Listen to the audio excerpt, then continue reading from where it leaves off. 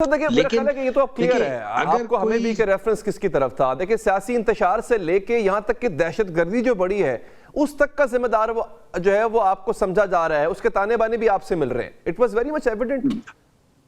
देखिए इस था कि जो जो जिस दहशतगर्दी की वो जिक्र कर रहे थे कि ये यहाँ पे सेटलमेंट्स हुई थी, वो जुलाई 2022 में स्टार्ट हुई थी, बाजवा साहब ने की थी। और उससे पहले जब ये प्रपोजल आया था तो उस वक्त मुराद सईद और शीरीन मजारी और एक और साहब थे, इन लोगों ने इसकी मुखालफत भी की थी। लेकिन हैविंग सेड दैट थिंग, देखिए सिंपल सी बात यह है कि हमने आगे देखना क्या है। बगैर पाकिस्तान तहरीक इंसाफ के, ट्रस्ट मी, ये मुल्क स्टेबलाइज नहीं होगा।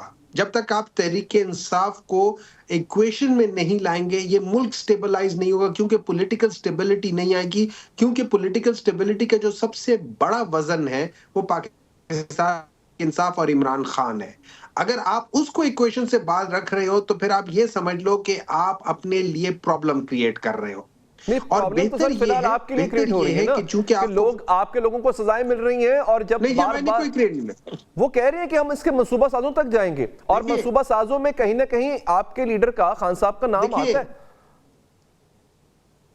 देखिए इस तरह ये है कि सबसे पहले ये है कि अगर आप देखा जाए तो अक्टूबर 2023 में 23 अक्टूबर 2023 टू बी प्रिसाइज, 5 बेंच जो था, 5 रुकनी बेंच सुप्रीम कोर्ट का, उन्होंने कहा था कि ये जो मिलिट्री कोर्ट्स हैं ये अनकॉन्स्टिट्यूशनल हैं। उसके बाद फिर ये याद रखें कि आर्टिकल 175 सब क्लॉज 3 के लिहाज से एग्जेक्टिव और जुडिशरी अलग अलग है।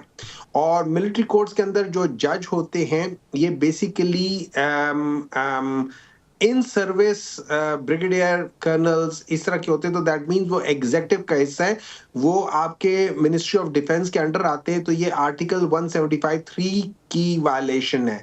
फिर जैसे जो यूरोपियन यूनियन ने अपना उसका आर्टिकल 14 का जिक्र किया है, जो कि एक्चुअली आर्टिकल पाकिस्तान के कॉन्स्टिट्यूशन के आर्टिकल 9 और 10 के मिलाकर बना हुआ है, जिसमें राइट ऑफ डिफेंस और at the same time right of justice के बारे में कहा हुआ है।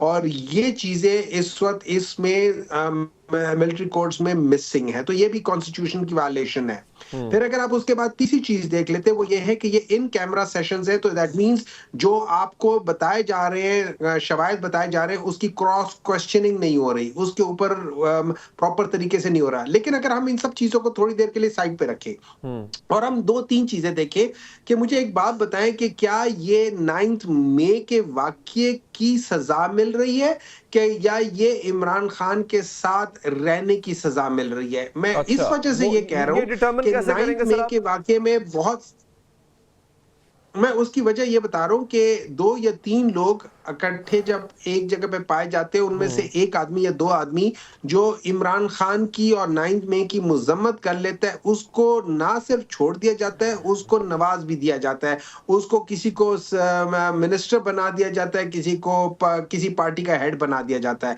लेकिन जो इमरान खान जो उसकी वो करता है कि यार ये गलत हुआ है लेकिन मैं इमरान खान को नहीं छोड़ रहा हूं, तो उसको सजा मिलती है। तो ये क्या, मुझे क्या इससे ये नहीं पता चलता कि ये तो एक्चुअली एक पॉलिटिकल पार्टी के खिलाफ सारी चीजें हो रही हैं। फिर उस लिहाज से जब हम इसको देखते हैं, जब हम शवाहिद की तरफ जाते हैं, तो आप कोई ऐसा, आपने जो शवाहिद आप लेकर आ रहे हैं वो उसी सोशल मीडिया से उठा के लेकर आ रहे हैं जिस सोशल मीडिया को आप टेररिस्ट मीडिया कहते हैं। क्योंकि आपके पास सीसीटीवी जो एक्चुअल वो है, वो तो आपके पास कवरेज है नहीं, वो दिखाया नहीं जा रहा। तो यहाँ पे बहुत सारी चीजें जो है ना, और ये खाली पाकिस्तान के अंदर नहीं, ये पूरी दुनिया के अंदर लोग देख रहे हैं। एंड दैट इज व्हाई सारे मुल्क, यूके, पहले तो ईयू हुआ था, यूके, अमेरिका, ये सारे इसके ऊपर सवालात उठा रहे हैं। तो क्या हम अपने आप को खुद बदनाम करने की कोशिश कर रहे हैं, क्या कर रहे हैं? ये सारी चीजें हमें देखना पड़ेगा। ये है आपके ऑब्जेक्शंस है और मुझे these are your objections, but the problem is कि जो हो रहा है वो तो कंटिन्यू ही रहेगा। आपको सजाएं अभी मिल रही हैं, शायद आगे भी मिल जाएंगी। आपकी प्रॉब्लम तो सर वहीं खड़ी है, आप ऑब्जेक्शन लाख उठाते रहे, बट प्रॉब्लम इज देयर। बात मुझे सवाल जो पूछने जा रहा हूं आपसे, मुज़ाकरात भी होने जा रहे हैं, गवर्नमेंट ने कमेटी बना दी, आपने बना दिया, मुज़ाकरात भी करेंगे। एक तरफ नजर आ रहा है कि आपके लिए कोई लचक भी नहीं है, तो इन मुज़ाकरात से क्या निकलेगा अगर एक बहुत पावरफुल इदारा वो लचक दिखाने को तैयार नहीं है? तो how do you think government के पास कोई मैंडेट है कि वो आपको कोई रिलीफ दे सके?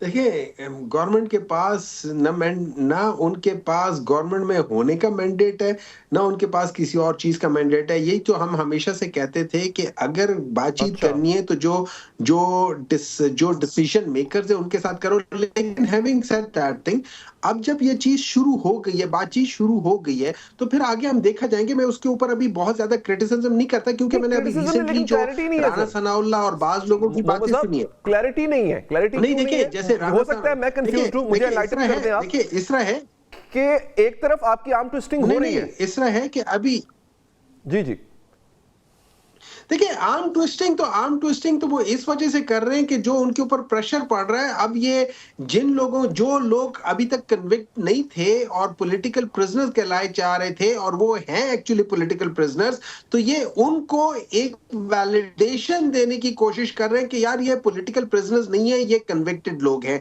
तो इस लिहाज से सर देखिए, दो बातें हैं। एक बात तो ये है कि वो अदालती प्रोसेस से गुजरे, अब उस अदालती प्रोसेस पे आपका यकीन नहीं है, एक और बात है, लेकिन वो अदालती प्रोसेस आपके आइन का हिस्सा है, दैट इज मिलिट्री कोर्ट, वो उससे गुजरे। दूसरा, ये वीडियोस में शवाहिद में नजर आ रहा है कि डंडा उठाए वो हमला कर रहे हैं।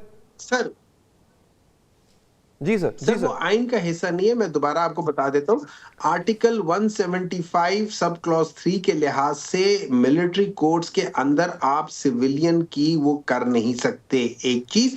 नंबर 2, जिस चीज का ये रेफरेंस देते थे कि पाकिस्तान तहरीक इंसाफ के टर्म के दौरान में मिलिट्री कोर्ट्स की बात हुई थी, उसमें 21st अमेंडमेंट आई थी, जिसकी जो मियाद थी वो 2 साल थी, और वो 2023 में खत्म हो गई थी। तो उसके बाद जब तक ये लोग अमेंडमेंट नहीं लेकर आएंगे, उस वक्त तक ये सिविलियंस का मिलिट्री कोर्ट्स में कर नहीं सकते। मिलिट्री कोर्ट्स के अंदर एज पर द लॉ सिर्फ 4 किस्म के लोगों के ट्रायल हो सकते हैं। एक हाजिर सर्विस, एक रिटायर। आपके पास क्या एक्सक्यूज था उन लोगों का, मिलिट्री 30 लोगों का मिलिट्री ट्रायल करने का? आपके हमने कॉन्स्टिट्यूशनल देखिए जी, उसमें ये होता कि तहरीके तालिबान पाकिस्तान के लिए हम लोगों ने 21st अमेंडमेंट, कॉन्स्टिट्यूशनल अमेंडमेंट लेकर आए थे, जिसकी मियाद 2 साल थी। इस 2 साल के अंदर क्या ट्रायल हो सकता था। It was a constitutional amendment and that is how वो हुआ था। अब ये लोग अगर कॉन्स्टिट्यूशनल अमेंडमेंट नहीं ला सकते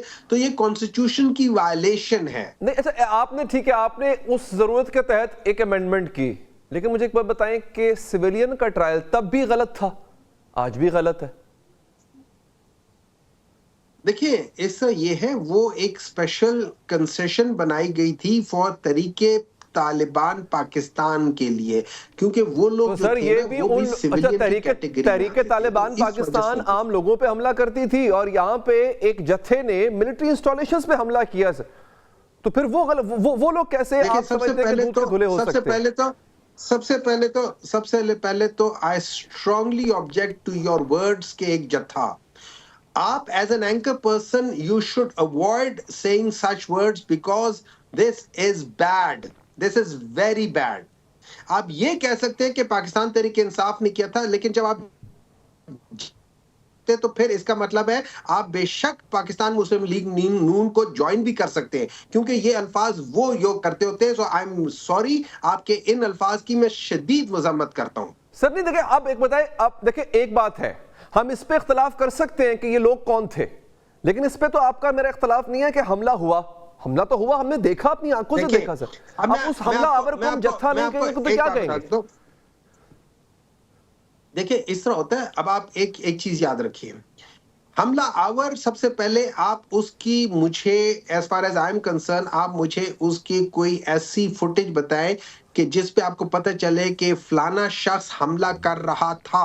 मैं आपको दिखा देता हूं, चलाएं जी, कोर कमांडर हाउस के अंदर की फुटेज चलाएं जरा। बहुत सारों को तो आपकी आइडेंटिफिकेशन एक मिनट देखिए, फॉर ऑल प्रैक्टिकल रीजंस, देखिए, किसी भी घर में, किसी भी जगह पे, किसी भी इंस्टॉलेशन के अंदर हमला करना बुरी बात है, लेकिन जो core commander house military installations में से नहीं आती फॉर ऑल प्रैक्टिकल रीजंस। लेकिन इसका ये मतलब नहीं है वहां आप हमला कर सकते हो, बिल्कुल नहीं कर सकते हो। हरगिज नहीं कर सकते हो।